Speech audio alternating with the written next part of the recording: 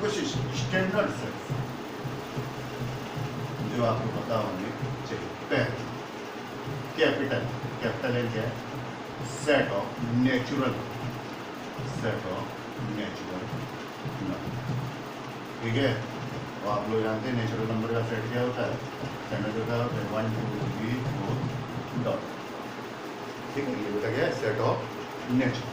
दूसरा capital W, set of whole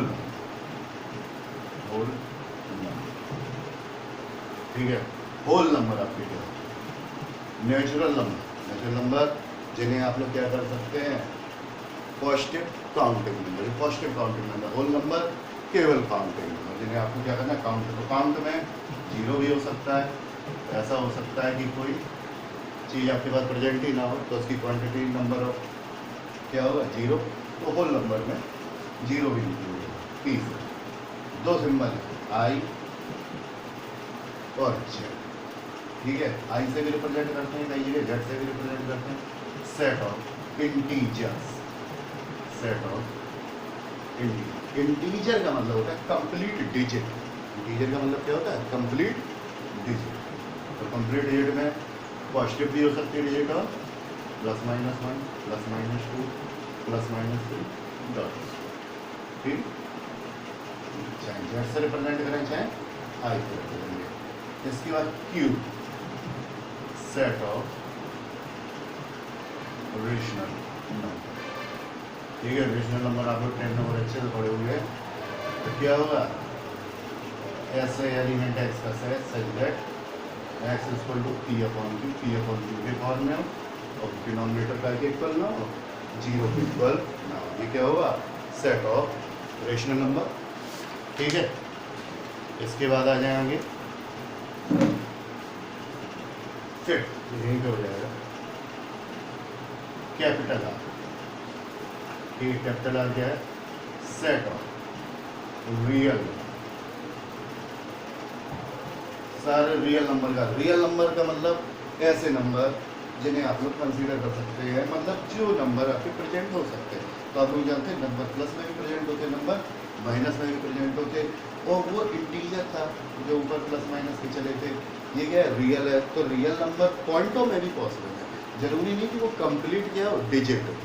तो अब पॉइंट वाले या फ्रैक्शनल जो नंबर है, अगर उन्हें आपको रिप्रेजेंट करना है तो उस फ्रैक्शनल नंबर को कभी आप लिख नहीं सकते, क्योंकि किन्हीं भी दो नंबर 1 और 2 के बीच में भी इन्फिनाइट नंबर हो सकते हैं। 1.1 1.11 1.12 1.13 3 डिजिट पॉइंट के बाद भी हो सकते हैं 1.111।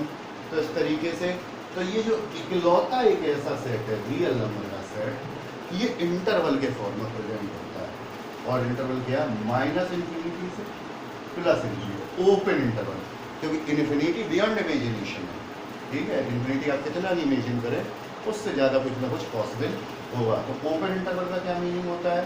कि कॉर्नर वैल्यू आपकी प्रेजेंट नहीं होती, लेकिन उनके बीच की सारी वैल्यू क्या होती?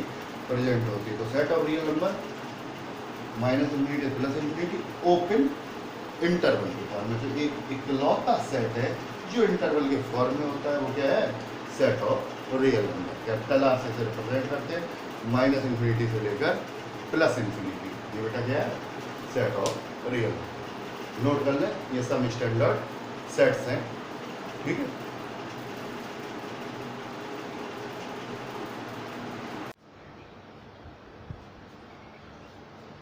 चलिए अब हम लोग एक्सरसाइज स्टार्ट करते हैं। एक्सरसाइज 1.1 क्वेश्चन नंबर फर्स्ट का first part.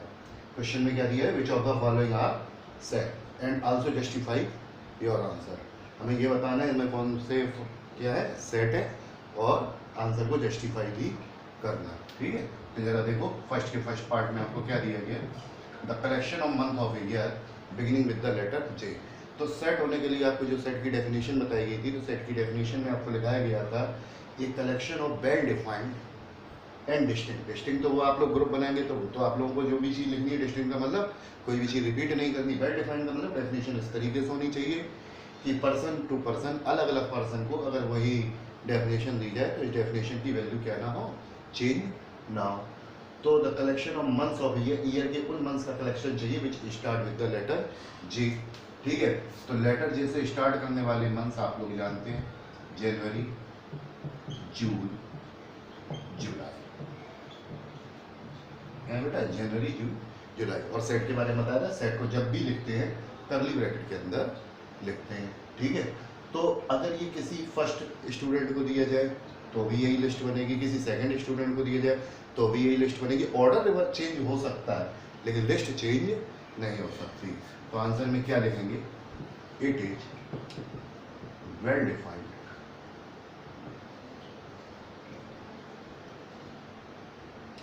therefore it is set।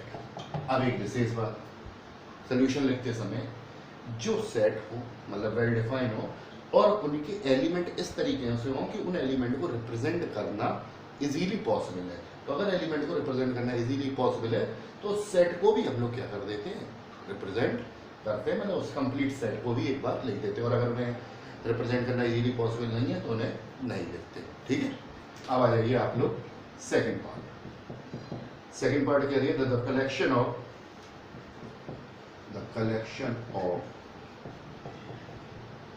10 most talented writers, the collection of 10 most talented writers of India। अब यहाँ पर डेफिनेशन क्या दी गई, मोस्ट टैलेंटेड राइटर, ठीक है। अब टैलेंटेड राइटर होना वेल डिफाइंड नहीं है, क्यों? अगर मानो ये लिस्ट मोर देन 1% को दी जाए, किसी पर्सन को हॉरर पसंद है तो उसके लिए टैलेंटेड राइटर हॉरर वाले होंगे, उसको कॉमेडी वाले सारे राइटर क्या लगेंगे, बेकार लगेंगे। और किसी को कॉमेडी पसंद है तो उसके लिए कॉमेडी वाले राइटर जो होंगे वो टैलेंटेड होंगे। तो दोनों की लिस्ट अलग अलग होगी। तो मोस्ट टैलेंटेड राइटर होना वेल डिफाइंड नहीं है। तो उसके सोल्यूशन में क्या लिखोगे, तो जब ये तो सेट ही नहीं है, तो जब सेट होता है और उनको रिप्रेजेंट करना इजीली, सेट को शो करना इजीली पॉसिबल है तो शो करते हैं, ठीक है। अब इजीली पॉसिबल नहीं हो तो शो नहीं करते, जो सेट ही नहीं है उसे शो ही नहीं करते। तो क्या लिखेंगे, it is not well defined, it is not well defined, therefore it is not a set, ठीक है। तो ये सेट नहीं है। थर्ड पार्ट में क्या लिखा है, a team of 11 best cricket batsman, ठीक है, ऑफ द वर्ल्ड। अब फिर वही बात, यहाँ पर डेफिनेशन क्या दी गई, बेस्ट क्रिकेट बैट्समैन, ठीक है।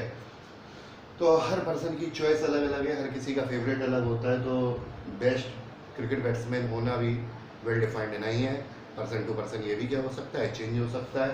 तो क्या लिखेंगे सोल्यूशन में, it is not well defined, therefore it is not a set. ये वेल डिफाइंड नहीं है, इसका मतलब ये सेट नहीं, ठीक है। इसके बाद नेक्स्ट पढ़े, फोर्थ पार्ट क्या लिखा, the collection of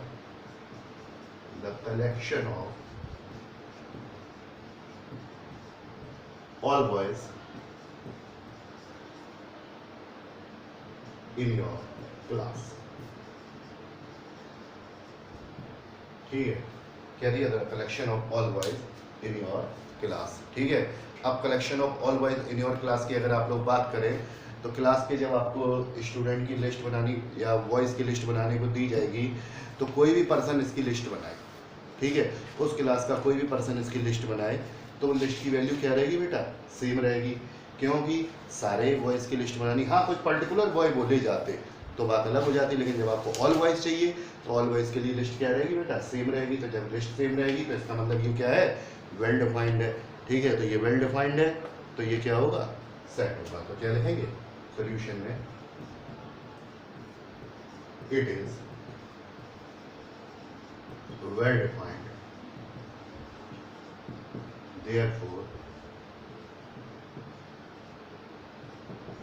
it is a set, therefore it is a set। ठीक है, इसके बाद आप लोग फिफ्थ पार्ट पे आइए, नेक्स्ट पार्ट पढ़ें क्या दिया गया। The collection of all natural number less then 100, the collection of all natural number less than 100, 100 से लेस वाले नेचुरल नंबर। सोल्यूशन, अब आप लोग जानते हैं नेचुरल नंबर कहाँ से स्टार्ट होते हैं, 1 2 3 डॉट डॉट डॉट कहाँ तक, 99 तक। ठीक है, और ये वेल डिफाइंड है, कोई किसी भी पर्सन को नेचुरल नंबर लेस देन 100 लेके जाए तो यही 1 2 लेकर 99 तक जाएंगे, यानी ये लिस्ट क्या रहेगी, सेम रहेगी, चेंज नहीं होगी। इसका मतलब ये क्या है, वेल डिफाइंड, और इसको इजीली रिप्रेजेंट किया जा सकता है। तो सेट भी आप लोग लिखेंगे, तो यहाँ पे क्या लिखेंगे, it is well defined, therefore it is a set। तो ये बेटा क्या है आपका सेट है। नेक्स्ट आइए, the collection of novels written by Munshi Premchand. ठीक है,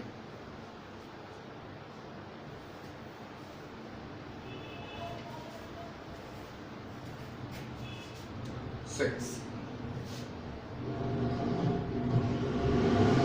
the collection of novels written by Munshi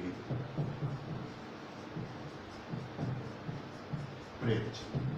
यहाँ पर भी ध्यान दें, मुंशी प्रेमचंद ने राइटर का नाम दिया और ये दिया कलेक्शन ऑफ नॉवेल्स, इनके द्वारा लिखे हुए जितने भी नॉवेल्स हैं उन सबका कलेक्शन। तो एक पर्टिकुलर राइटर है, ठीक है, तो इनके द्वारा जो लिखे हुए नॉवल है वो भी क्या है, पर्टिकुलर है।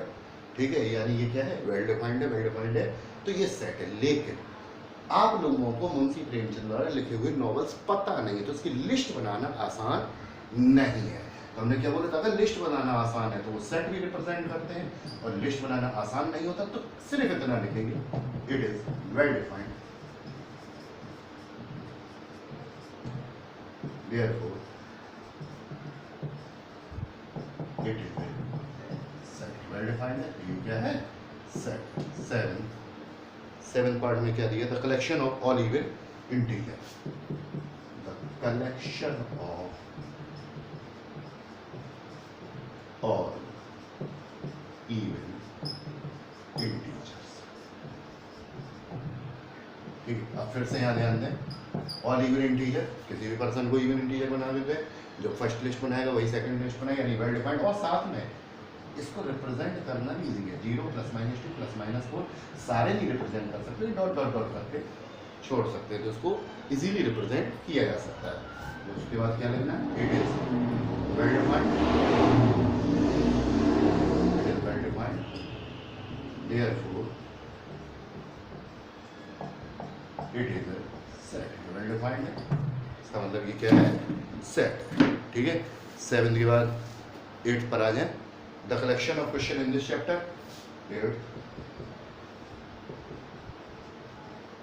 The collection of questions in this chapter.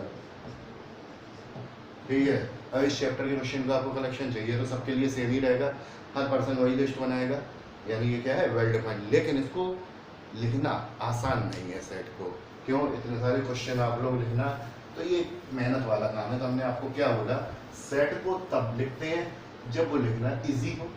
ठीक है, वरना केवल हम लोग रीजन देते हैं, तो सोल्यूशन में क्या लिखेंगे, it is well defined,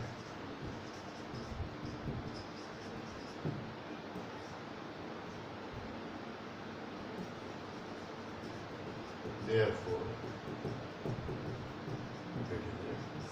well defined है, इसलिए ये बेटा क्या है, सेट है। ठीक है, इसके बाद 9, the collection of most dangerous animal of the world,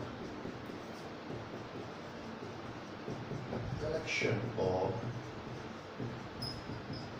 most dangerous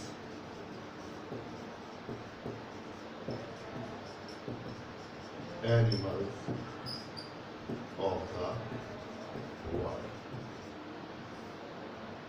यहां पर आपको डिफाइन किया गया मोस्ट डेंजरस, ठीक है। अब बेटा डेंजरस, मोस्ट डेंजरस होना सबके लिए अलग अलग मीनिंग रखता है। किसी को रेप्टाइल से प्रॉब्लम है, किसी को दूसरे जानवरों से प्रॉब्लम है। तो ये जो मोस्ट डेंजरस वर्ड है, किसी को किसी से डर नहीं लगता, किसी को छोटी सी छिपकली से भी डर लग जाएगा, ठीक है। तो मोस्ट डेंजरस होना कोई वेल डिफाइंड नहीं है, तो इसका मतलब ये सेट नहीं है। तो यहाँ पे क्या लिखेंगे सोल्यूशन में, it is not well defined, therefore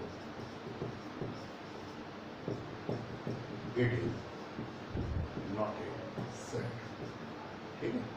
ये सेट नहीं, ठीक है। क्वेश्चन नंबर 1 कंप्लीट हुआ। अब आ जाए question number 2।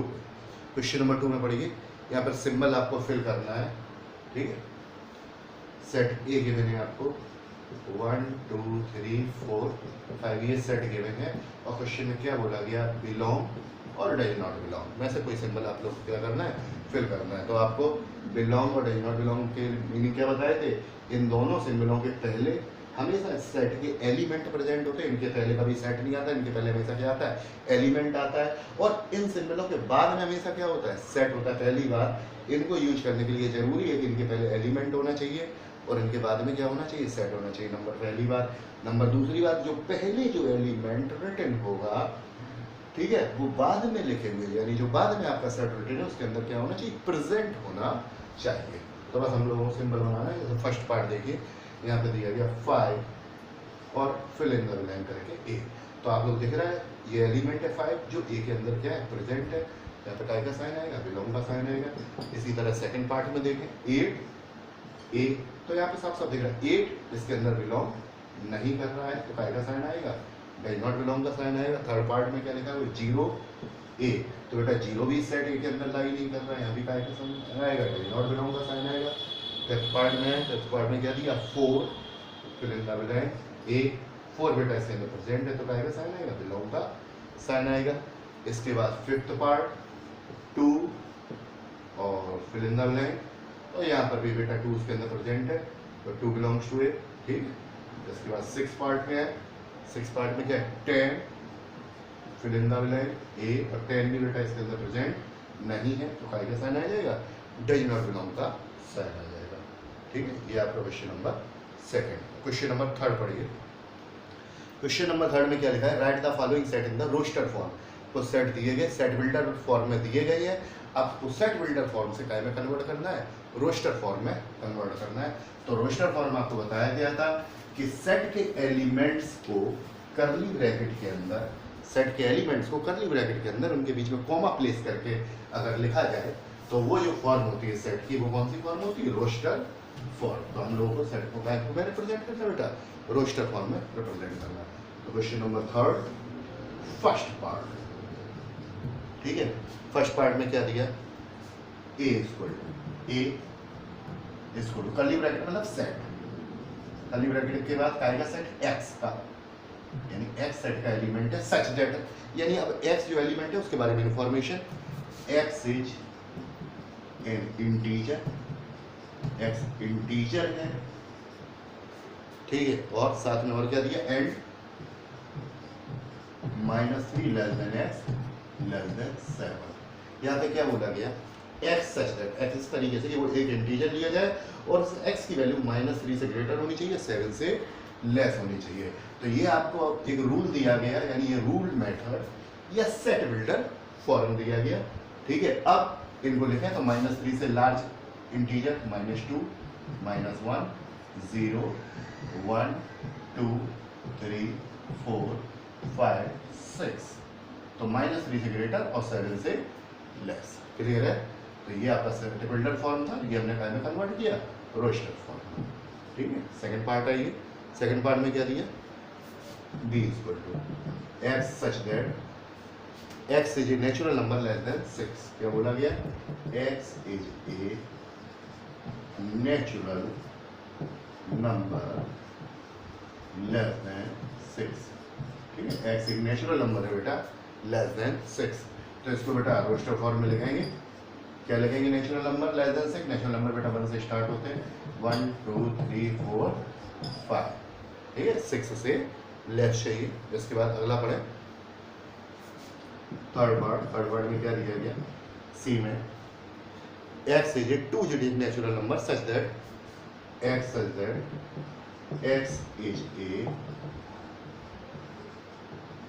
two-digit natural number such that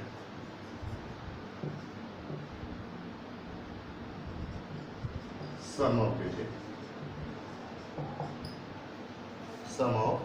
digits is 8, ऐसे टू डिजिट नेचुरल नंबर इनका सम बेटा क्या? 8, ठीक है। अब तो बेटा सेट कर्ली ब्रैकेट, अब समेट बनाना। तो आप लोग जानते हैं कि कोई भी टू डिजिट के नंबर में जीरो पहले पॉइंट पर नहीं हो सकता, यानी फर्स्ट प्लेस पे जीरो नहीं होगा। तो अगर फर्स्ट प्लेस पे जीरो होगा तो वो टू डिजिट का नहीं है, फिर वो क्या हो जाएगा? यूजलेस। तो मिनिमम जो वैल्यू फर्स्ट प्लेस पे आ सकती है वो कितनी आ सकती है? 1, ठीक है। अब समेट करना है, तो 1 + 7 8, तो टू डिजिट का नंबर 17, ठीक है। बाकी नंबरों के लिए तो वैसे तो आप जोड़ के भी लिख सकते हैं, लेकिन कोई भी मिस ना हो, गलती ना हो, तो क्या करें? सबसे पहले मिनिमम लिख लिया, फिर उसके बाद पहली वैल्यू इंक्रीज करते चले जाए, दूसरी वैल्यू डिक्रीज। 1 इसमें इंक्रीज कर दिया, 2 6 1 इसमें इंक्रीज किया, और सेकंड डिजिट में 1 क्या कर दिया? डिक्रीज कर दिया।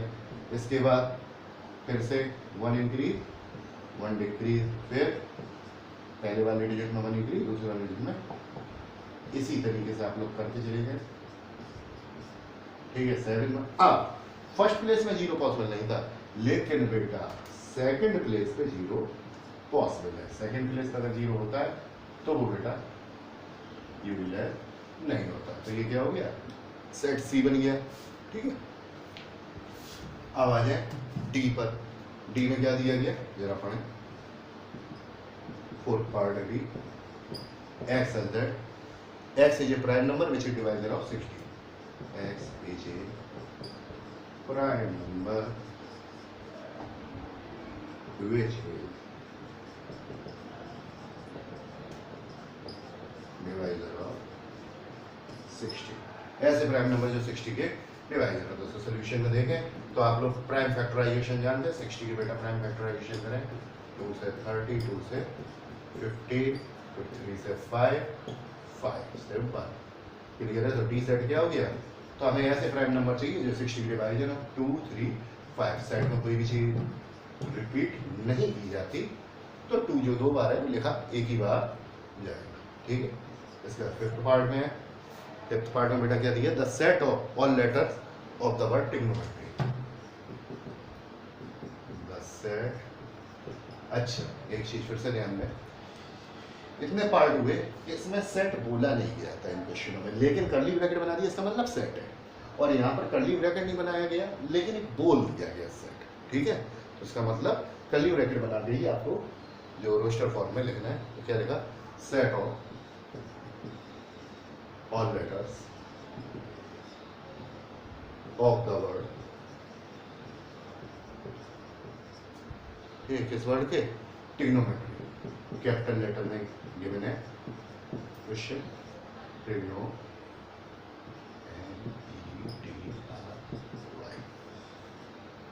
ठीक है। तो इसका क्या हो जाएगा? तो trigonometric word T R I G O N, ठीक है। सभी आप लोग जानते हैं डिफरेंट। फिर एन के बाद फिर से ओ है, एक बार हो चुका, एम, ठीक, एम के बाद ई, ठीक, टी हो चुका, आर हो चुका, अब कोई भी चीज दोबारा नहीं लिखी जाती। 6 the set of all letter in the word better. Set here, the set of all letters in the word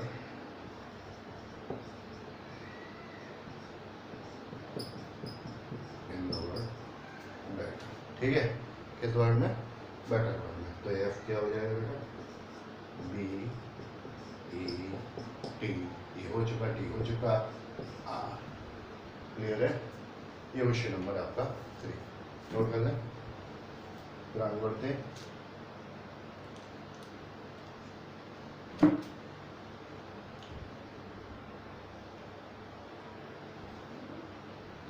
ठीक है, चलिए आगे बढ़िए, क्वेश्चन नंबर 4 पे आइए। क्वेश्चन नंबर 4 में देखिए क्या दिया गया है।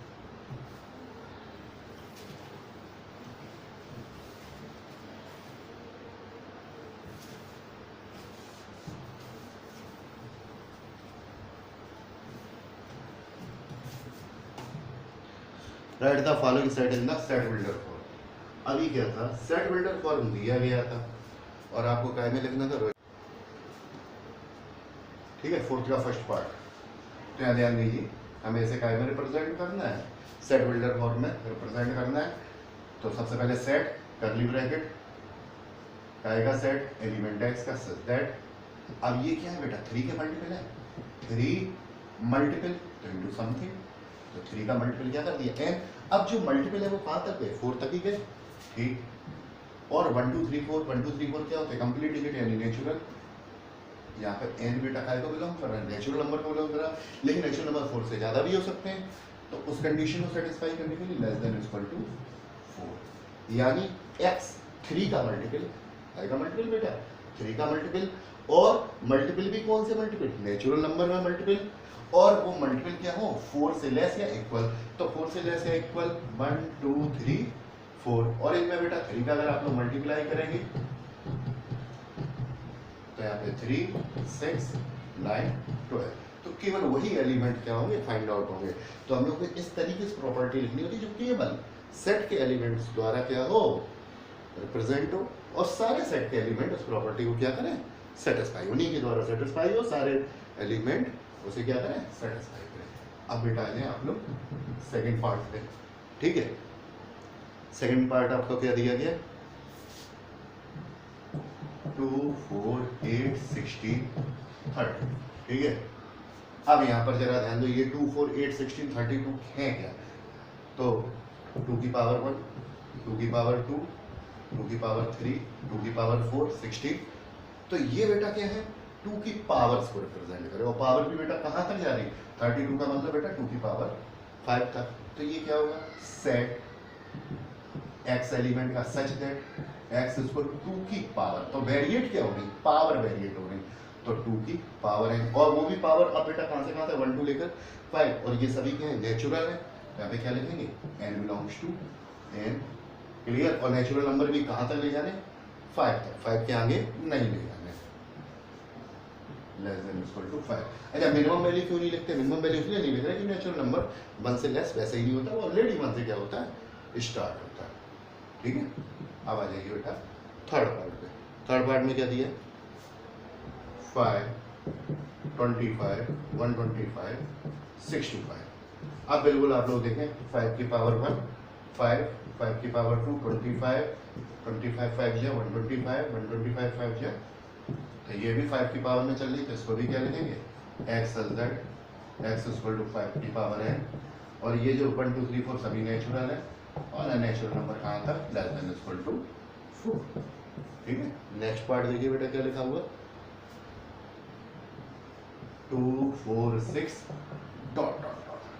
अब बेटा जरा ध्यान दो, ये क्या है, 2 4 6, ये सभी क्या है, इवन नंबर है, ठीक है, इवन नंबर तो है, और साथ में ये कैसे इवन नंबर है, पॉजिटिव इवन नंबर है। अच्छा, तो इवन नंबर का मतलब 2 का मल्टीपल, इवन नंबर का मतलब 2 का मल्टीपल, लेकिन मल्टीपल भी पॉजिटिव होना चाहिए। तो आप लोग जानते हैं पॉजिटिव तो नेचुरल नंबर होते हैं, n बिलोंग्स टू n, कहाँ तक, कोई लिमिट नहीं, डॉट डॉट डॉट छोड़ा गया, यानी कोई लिमिट नहीं है। तो इसे क्या लिखेंगे, x such that x equal to 2n where n belongs to n, इसकी कोई लिमिट नहीं है, ठीक है।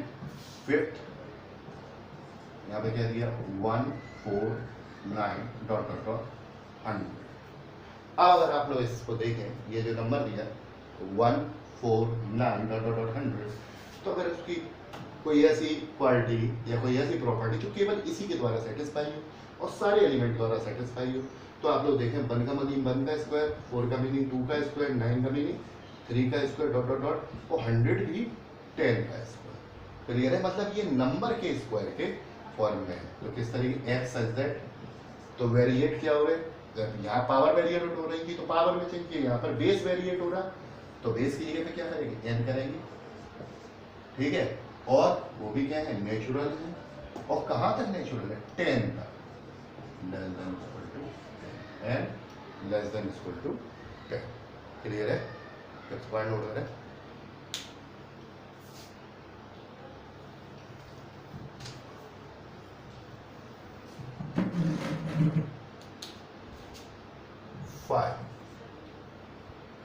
क्वेश्चन नंबर 5 पढ़िए, क्या लिखा है, list all the element of following sets. ठीक है, फॉलोइंग सेट के सभी एलिमेंट की आपको क्या करनी है, लिस्ट बनानी है। यानी इसका मतलब क्या है, लिस्टिंग फॉर्म में लिखना है। Listing form, roster form, tabular form, सब एक ही चीज़ के अलग अलग नेम है। ठीक है, तो आपको एक तरीके से इसको लिस्टिंग फॉर्म या रोस्टर फॉर्म में लिखना है। तो आप लोग फर्स्ट पार्ट में क्या दिया, A equal to x such that x is an odd natural number, x is an odd natural number. ठीक है, तो क्या हुआ ऑड नेचुरल नंबर, नेचुरल है यानी पॉजिटिव ही चाहिए, 1 3 5 7 डॉट डॉट डॉट, कोई लिमिट नहीं है, कोई बाउंडेशन नहीं रहेगी, केवल ऑड नंबर के बारे में बात की गई। तो 1 3 5 7 और इस तरीके से आगे चलते चले जाएंगे। सेकंड पार्ट आइए, B equal to x such that x is an integer, integer comma कैसा इंटीजर, दूसरा पार्ट -1/2 से लेकर 9। ठीक है, तो x इंटीजर हो, ठीक है, इंटीजर का मतलब कंप्लीट डिजिट, और -1/2 से लेकर 9/2 तक। तो सोल्यूशन में तो बेटा -1/2 से लेकर 9/2, तो ऐसे फ्रैक्शन से डिवाइड करके, तो -1/2 का मतलब 0.5 और यहाँ पे कितना 4.5। तो ऐसे इंटीजर जो -0.5 से क्या हो लार्ज हो, 4.5 से क्या हो स्मॉल हो। क्लियर है, तो भी क्या बन जाएगा, तो -0.5 से लार्ज 0 1 2 3 4। क्लियर है, अगर आपको थोड़ा सा डाउट होता है तो आप लोग नंबर लाइन जानते हैं, 1 2 3 4 5 0 -1, तो आप लोग जानते हैं यहाँ पर आएगा 4.5 और यहाँ पे कितना आएगा -0.5। तो इनके बीच में आने वाले इंटीजर 1 2, ये बेटा 0.5 से लार्ज और 4.5 से स्मॉल। ठीक है, ये केवल समझने के लिए, नोट करने के लिए नहीं। ठीक है, कन्फर्म। ठीक, नेक्स्ट पार्ट पढ़िए बेटा। नेक्स्ट पार्ट क्या है, क्या लिखा है, third part, C equal to x such that x is an integer. पहली बात इंटीजर चाहिए, इंटीजर का सेट है। ठीक है, और साथ में और क्या दिया, X square less than equal to 4, और जिसका स्क्वायर 4 से लेस या 4 के इक्वल। ठीक, चलिए बेटा, अब सबसे पहले 4 के इक्वल। ठीक है, 4 के इक्वल नंबर, तो अगर एक्स स्क्वायर को किसी भी नंबर का स्क्वायर 4 के इक्वल है, तो आप लोग जानते हैं 4 का स्क्वायर होता है 2 का, और इंटीजर पॉजिटिव, यहाँ पे पॉजिटिव नेगेटिव तो नहीं बोला गया, तो +2 भी हो सकता है और -2 प्लस -2। क्लियर, तो अगर आप लोग चाहें तो इसे सेपरेट भी लिख सकते हैं, 2 -2। ठीक, अब स्क्वायर जो है 4 से लेस हो। ठीक है, तो 4 से लेस, अब इंटीजर चाहिए, तो इंटीजर है 4 से लेस 3 बेटा किसी इंटीजर का स्क्वायर नहीं होता। ठीक है, वो तो √3 होगा, वो तो 1.7 के समथिंग हो जाएगा, तो वो छोड़ दें। 2 भी किसी भी इंटीजर का स्क्वायर नहीं, फिर आएगा 1। ठीक है, 1 का आएगा स्क्वायर +1 का और -1 का। उसके बाद स्क्वायर की वैल्यू 4 से लेस, और कौन सी इंटीजर वैल्यू हो सकती है, 0। क्लियर है, तो 0 का स्क्वायर 0, वो भी 4 से लेस है, -1 का स्क्वायर 1, वो भी 4 से लेस है, 1 का स्क्वायर 1, वो भी 4 से लेस है, और -2 का स्क्वायर वो 4 के इक्वल। तो लेस के साथ साथ इक्वल भी लगा हुआ, मतलब या 4 से लेस हो स्क्वायर या 4 के इक्वल। क्लियर है, ठीक, इसके बाद आगे बढ़ा,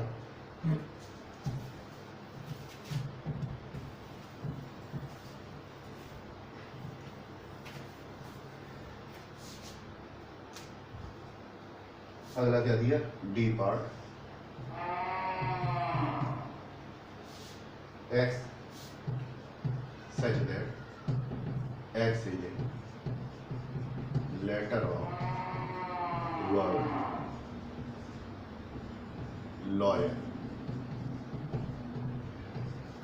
x is letter of word loyal, ठीक है। वर्ड लॉयल का हमें क्या चाहिए, लेटर चाहिए, ठीक। तो यहाँ पे क्या हो जाएगा, इक्वल टू, तो लॉयल के बेटा लेटर क्या, एल ओ वाई, क्लियर। ये क्या हो गया, लॉयल का वर्ड, ठीक है। इसके बाद ई है,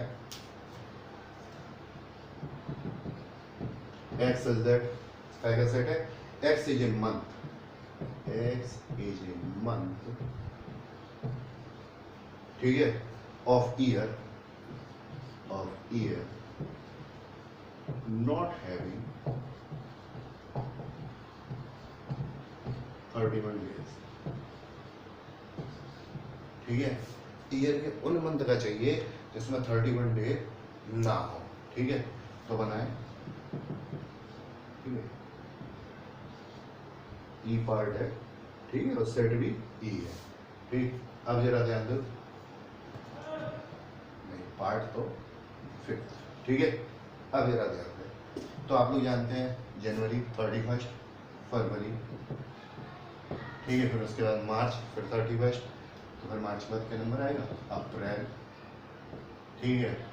फिर उसके बाद मई, ठीक है, वो तो आप लोग इस तरीके से जानते हैं, जनवरी फरवरी मार्च अप्रैल मई, फिर उसके बाद जून, इसमें 31 नहीं होता, फिर जुलाई अगस्त दोनों में 31 होते हैं, ठीक है। फिर सितंबर, फिर अक्टूबर में नहीं होता, फिर नवंबर, ठीक है। ये वो मंथ है जिनमें 31 डे नहीं होते, ठीक है। इसके बाद 6 पार्ट में है, एफ क्या दिया गया है, पढ़ें। X is A consonant in the English alphabet which precedes के, एक्स इज कंसोनेंट, ठीक है, primary consonant in English alphabet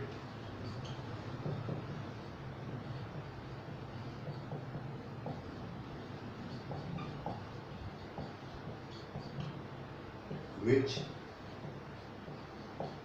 precedes K, ठीक है। अब यहाँ पे देखें क्या बोला है, which precedes K, यानी इंग्लिश अल्फाबेट के वो कंसोनेंट लिखने जो के बिफोर आते, प्रोसीड का मतलब बिफोर वाले, ठीक है। तो ये सेट क्या बनेगा, तो ए वॉवेल है, बी सी डी ई फिर वॉवेल है, एफ जी एच आई फिर वॉवेल है, आई के बाद जे, और जे के बाद तो बेटा क्या आ जाता है, क्या आ जाता है। तो ये सेट बना B C D F G H J, यानी वो कंसोनेंट जो के बिफोर आते हैं, ठीक है। इसके बाद नेक्स्ट में है, अगले क्वेश्चन में क्या बोला गया, मैचिंग करनी है, ठीक है। एक लिस्ट दी गई है LHS में, एक लिस्ट दी गई है RHS में, उनको आप लोगों को मैच करना है कि किसका कौन सा ऑप्शन है। तो जरा ध्यान दें, लिस्ट बनाए। क्वेश्चन नंबर 6, फर्स्ट पार्ट क्या दिया गया, 1 2 3 6, ठीक है। सेकंड पार्ट आपको क्या दिया गया, अच्छा इधर भी ए पॉइंट में क्या दिया गया, जरा ध्यान दें, एक्स इज दैट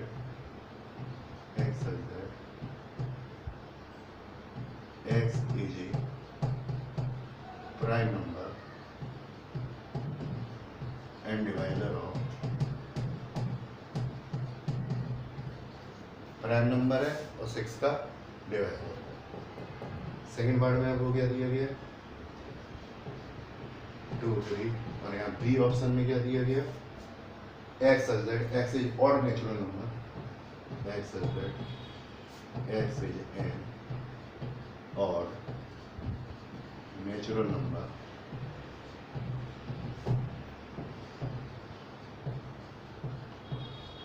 ठीक है, less than 10, odd natural number जो 10 से बेटा क्या है, लेस, ठीक। थर्ड पार्ट आपको क्या दिया गया, M A T H I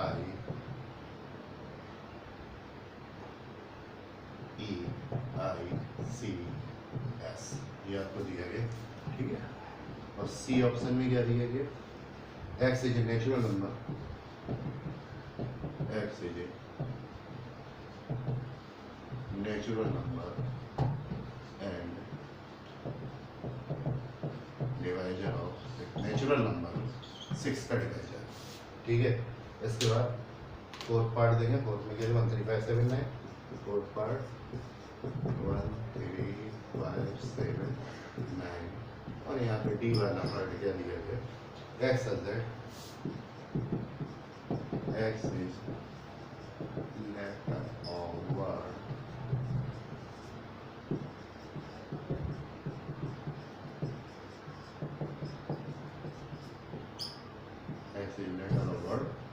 mathematics, clear है। अब इसके आप लोग आ जाए सोल्यूशन, ठीक है। फर्स्ट पार्ट, ठीक है। अब जरा ध्यान दें 1 2 3 6, ठीक है। देखो नंबर तो देखो, अगर 1 2 3 6 के बारे में देखें, ये भी 6 के डिवाइजर है, लेकिन 1 और 6 प्राइम नंबर नहीं है। 1 और 6 क्या नहीं है, प्राइम नंबर नहीं है। ये नंबर कैसे है बेटा, नेचुरल नंबर है। तो 6 के डिवाइजर के दो लिखे हुए, एक तो नेचुरल नंबर बोला गया और एक प्राइम नंबर। चूंकि ये प्राइम नहीं है, ये क्या है बेटा, नेचुरल नंबर।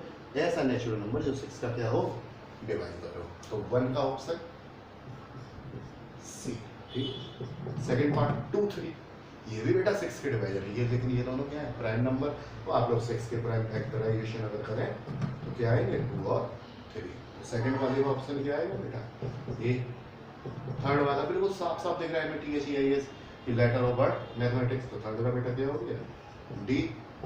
और फोर्थ पार्ट तो अगर आप लोग देखें 13579, ठीक है। तो 13579 ये सारे ऑड नंबर है, एक्स इज ऑड नंबर और लेस देन 10, ये भी बेटा सारे क्या है, लेस देन 10।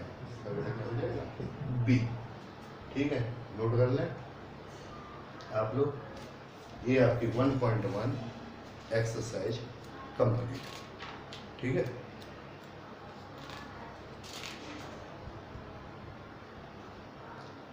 ठीक है, तो इतना सफिशिएंट रहेगा।